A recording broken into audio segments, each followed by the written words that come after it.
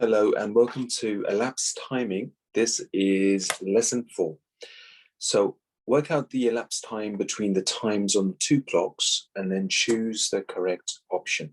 So elapsed time means the amount of time that has passed from the first time to a second time. So in this case, we're looking at the difference in time between these two clocks here. So elapsed timing means the difference between the first time and the second time and how much time has actually passed. So in this case, we'll look at clock 1. And clock 1 says 5 o'clock. Clock 2, on the other hand, says 10 past 7 or 7:10. Now we need to find out what the difference is between these two clocks in terms of timing.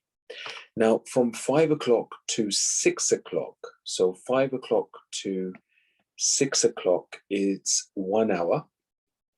So let's just write this down. 1 hour or 60 minutes.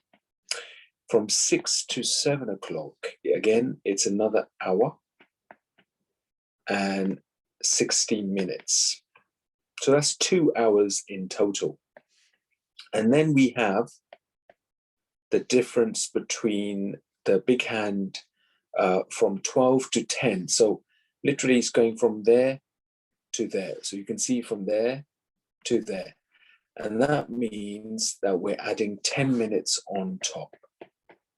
So in total, it gives us 2 hours and 10 minutes. So the amount of time that's elapsed from clock 1 to clock 2 is 2 hours and 10 minutes. Okay, so you may have a different version of the way you actually work this out. So please do try your best. And there are only 5 questions in this particular task, and we'll review these in our next lesson. Good luck with this.